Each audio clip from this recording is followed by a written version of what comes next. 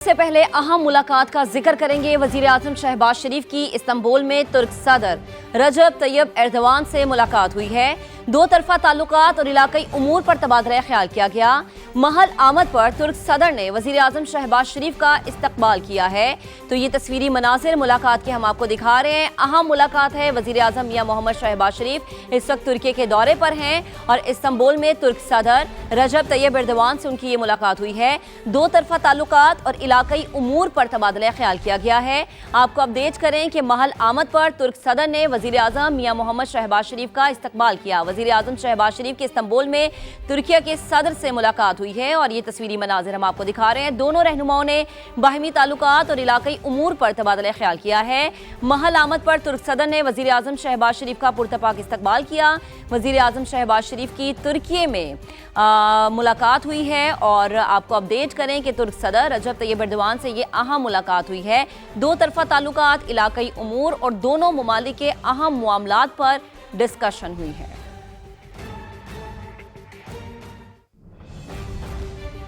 आगे बढ़ते हैं। लाहौर में दो गैर मुल्की खवातीन से मुबैना ज्यादती और अगवा का वाकया। पुलिस ने वाक़े में मुलव्विस मजीद 4 अफराद को हिरासत में ले लिया।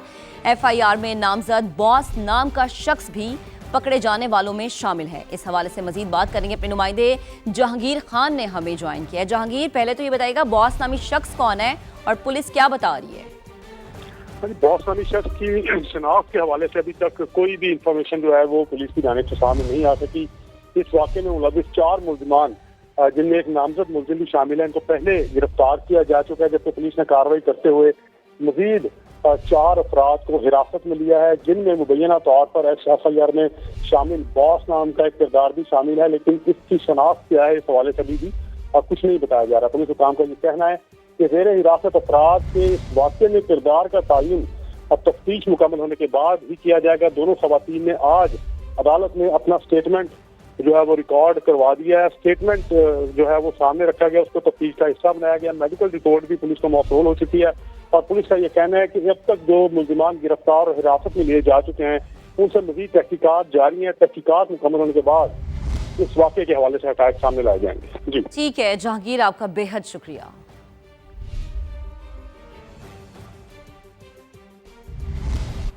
एक और अहम मामला है। मोदी की फिर जग हसाई, आलमी सुबकी और रुसवाई का सामना, गैर मुल्की एजाज़ात मुतनाज़। बरतानवी अखबार दी गार्जियन हक़ाइक़ सामने ले आया है। रिपोर्ट के मुताबिक भारतीय वज़ीर आज़म गैर मुल्की दौरों में मिले कई अवार्ड वसूल करने वाले वाहिद सरबराह मुमलिकत हैं। सेशल्स में दिया गया guardian of the blue horizon award Modi की आमद से कबल 3 रोज कबल जो है वो बनाया गया था। सर्टिफिकेट पर नाम भी गलत लिखे गए हैं जो AI से तैयार किए जाने का इम्कान है। भारतीय वज़ीर आज़म को इसराइल के दौरे में भी जो मेडल दिया गया था वो भी चंद रोज पहले बनाया गया था।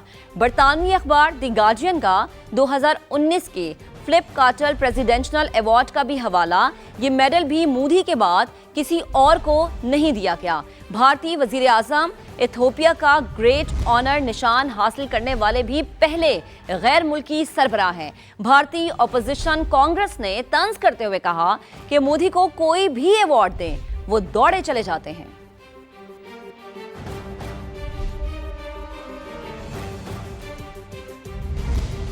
मोदी को मिलने वाले हालिया एजाज़ात की कहानी इंतहाई शर्मनाक है। मोदी भारतीय कौम को शर्मिंदा कर रहे हैं।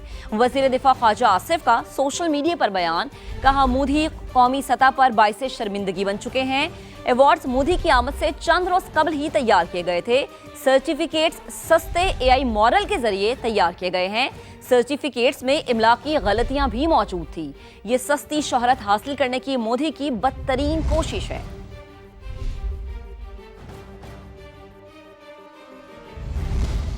जबकि भारत में मसनूई आलमी वकार की सियासत पर संगीन सवालात उठ रहे हैं। BJP ने बरसों ऐसे एजाज़ात को आलमी पजीराई का सबूत बनाकर पेश किया। वफाकी वज़ीर इत्तलात व नशरियात अताउल्लाह तारड़ का सोशल मीडिया पर बयान, कहा भारत में नफरत अंगेज पॉलिसीज के बावजूद आलमी शनाख्त का तासुर दिया गया। नरेंद्र मोदी के बैरून मुल्क दौरों से चंद रोज कबल नए अवार्ड्स का इजरा सवालिया निशान है। बाज़ सर्टिफिकेट में बुनियादी इमला की गलतियां भी सामने आई हैं। मोदी बाज़ मौक़ों पर अवार्ड हासिल करने वाला वाहिद और पहला शख्स ही रहा। عطا تالر نے کہا کہ امیج بلڈنگ کی یہ حکمت عملی خود شرمندگی کا باعث بن رہی ہے۔ نریندر مودی بیرون ملک اعزازی ایوارڈز وصول کر رہے ہیں جبکہ عام بھارتی عوام اندرونی مسائل سے دوچار ہیں۔ شہید سپریم لیڈر آیت اللہ علی خامنئی کا سفر آخرت، 6 روزہ تعزیتی تقریبات کا آغاز ہو گیا۔ لوگ اپنے رہنما کا آخری دیدار کر رہے ہیں۔ اسپیکر باقر کالیباف نے بھی شہید سپریم لیڈر سے عقیدت مندی کا اظہار کیا۔ شہید سپریم لیڈر کو 9 جولائی کو مشہد میں سپرد خاک کیا جائے گا۔ موجودہ سپریم لیڈر مجتبیٰ خامنئی سیکیورٹی وجوہات کی بنا پر اپنے والد کی تعزیتی تقریب میں شریک نہیں ہوں گے۔ ایران کے شہید سپریم لیڈر آیت اللہ خامنئی کا سفر آخرت، جسد خاکی آخری دیدار کے لیے امام خمینی حسینیہ سینٹر میں موجود ہے۔ تعزیتی تقریبات کا آج سے باضابطہ طور پر آغاز ہو گیا۔ تہران کے امام خمینی سینٹر کے باہر لوگوں کی بڑی تعداد موجود ہے اور اپنے رہبر اعلیٰ کا آخری دیدار کر رہے ہیں۔ عوام نے آیت اللہ خامنئی کی تصاویر اٹھا رکھی ہیں۔ ہر کوئی غم سے نڈھال ہے، اپنے شہید سپریم لیڈر کو خراج عقیدت پیش کر رہے ہیں۔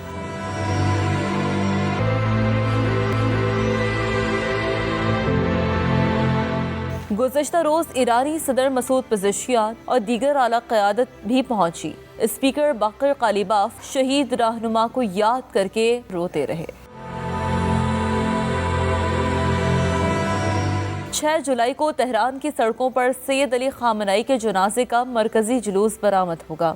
7 جولائی کو جسد خاکی تہران سے مقدس شہر قم منتقل کیا جائے گا۔ عراق کے شہر نجف اور کربلا میں تعزیتی تقاریب 8 جولائی کو ہوں گی۔ 9 جولائی کو آیت اللہ سید علی خامنئی کا جسد خاکی واپس ایران لایا جائے گا اور اسی دن انہیں آبائی شہر مشہد میں سپرد خاک کیا جائے گا۔ شہید رہبر اعلیٰ کے بیٹے سپریم لیڈر مجتبیٰ خامنئی سیکیورٹی وجوہات کی بنا پر تعزیتی تقاریب میں شریک نہیں ہوں گے۔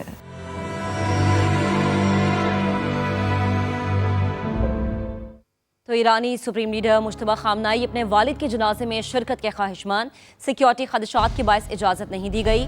الجزیرہ ٹی وی کا پاسداران انقلاب کے 2 اہلکاروں کے حوالے سے دعویٰ۔ رپورٹ کے مطابق حکام نے خدشہ ظاہر کیا ہے کہ اسرائیل تعزیتی تقریبات کے دوران مجتبیٰ خامنئی کو نشانہ بنا سکتا ہے۔ سپریم لیڈر کی نقل و حرکت کے ذریعے ان کے خفیہ مقام کا سراغ بھی لگایا جا سکتا ہے۔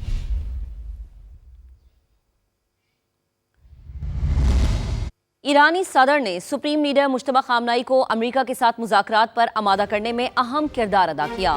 امریکی اخبار نیو یارک ٹائمز کا دعویٰ، رپورٹ یہ بتاتی ہے کہ ڈاکٹر مسعود پزشکیان نے کہا کہ اگر امریکہ کے ساتھ معاہدہ مسترد کیا گیا تو اپنے عہدے سے مستعفی ہو جائیں گے۔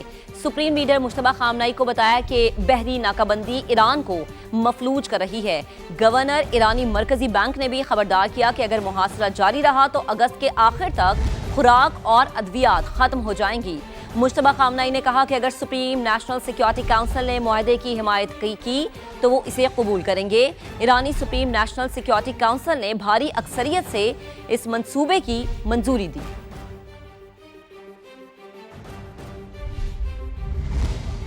آمنہ ہرمز غیر علاقائی افواج کی فوجی نمائش کا میدان نہیں، کشیدگی بڑھانے کی کوشش کرنے والا نتائج کا خود ذمہ دار ہوگا۔ ایرانی نائب وزیر خارجہ کاظم غریب آبادی کی وارننگ، کہا آمنہ ہرمز میں فوجی نقل و حرکت کا ارادہ رکھنے والے ممالک کو خبردار کرتے ہیں۔ سمندری گزرگاہ کی سلامتی کو یقینی بنانے کی ذمہ داری ساحلی ممالک پر عائد ہوتی ہے۔